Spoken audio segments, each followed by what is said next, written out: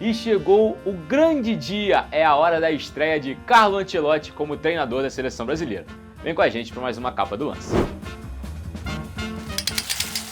Antes de tudo, já deixa o seu like, já se inscreve no nosso canal, ativa o sininho para receber todas as notificações e chama todo mundo para conferir mais uma edição da Capa do Lance. Começando com a Liga das Nações Europeias, porque Cristiano Ronaldo brilhou com a seleção de Portugal. O centroavante marcou o seu gol de número 937 na carreira e decidiu o confronto diante da Alemanha, em vitória virada por 2-1 diante da Mannschaft. O artilheiro agora terá a final pela frente e nessa quinta-feira Espanha e França vão decidir quem é que enfrenta a equipe de Portugal.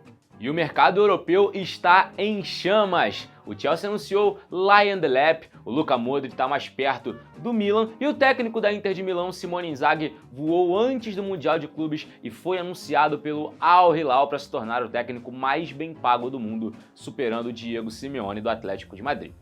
E falando em mercado, o Botafogo vai perder 3 de uma vez. Cuiabano, Jair e Igor Jesus serão contratados pelo Nottingham Forest por um valor estimado em 35 milhões de euros. Um valor até meio baixo para 3 jogadores de tamanha relevância na equipe do Renato Paiva, mas devido aí a um acerto do John Textor com o Evangelos Marinakis, o trio ruma à Inglaterra para disputar a Premier League. Apesar disso, deu tempo dos 3 se despedirem da torcida do Fogão, porque na noite de quarta-feira o Botafogo enfrentou o Ceará no Newton Santos e venceu por 3-2, grande confronto, uma vitória crucial aí para o Botafogo na sequência do Campeonato Brasileiro, a despedida antes da viagem também para o Mundial de Clubes que começa no dia 14 de junho e a cobertura completa você confere aqui no Lance, hein? E agora sim, vamos para a Capa do Lance, não poderia ser diferente. Carlo Ancelotti estreia nessa quinta-feira às 20 horas de Brasília, lá em Guayaquil, no Equador, vai enfrentar a seleção do Equador e assim, a promessa é de um confronto dificílimo logo na estreia do italiano. Ele vai contar com alguns desfalques na escalação, não vai poder ter o Rafinha, que está suspenso, o Rodrigo nem sequer foi convocado, se recupera de problemas físicos e psicológicos vividos ao longo da temporada, então a missão para o italiano vai ser um pouco mais complicada, hein?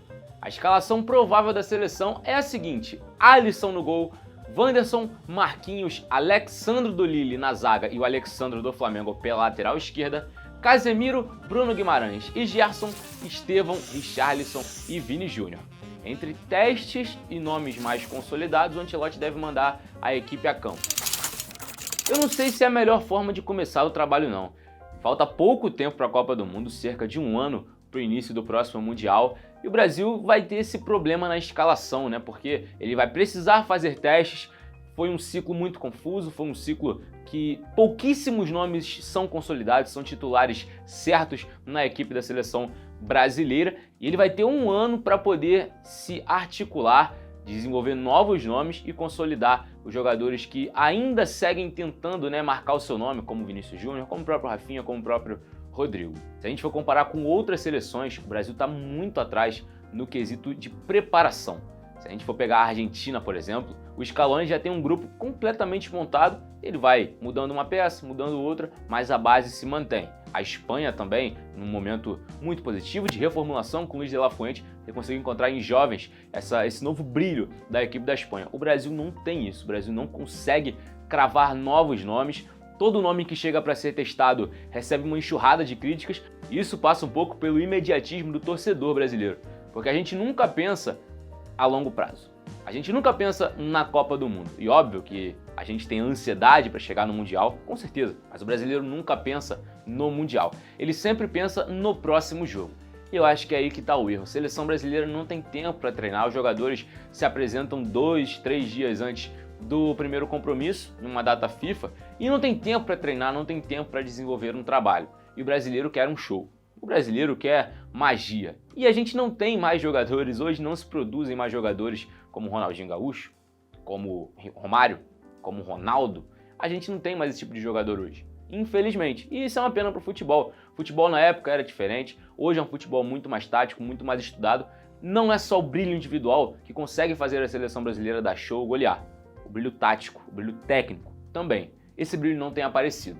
E a gente precisa ter paciência. O Ancelotti hoje só estreia contra um time do Equador que é muito complicado, que está em segundo nas eliminatórias, joga em casa. Paciência, torcedor. Paciência. o Ancelotti precisa de tempo para trabalhar. Hoje é só a estreia. Ele precisa observar os erros, observar o que precisa ser melhorado, para aí sim, nos próximos jogos, vai consertando, vai fazendo os ajustes necessários. Calma, é só o começo, mas que seja um começo positivo para o Ancelotti. E você que ficou até aqui com a gente já conhece o Arquiba? É o aplicativo que reúne os apaixonados por estádios. Corre para baixar agora, chama os seus amigos para você competir com eles e provar que é o mais apaixonado por futebol.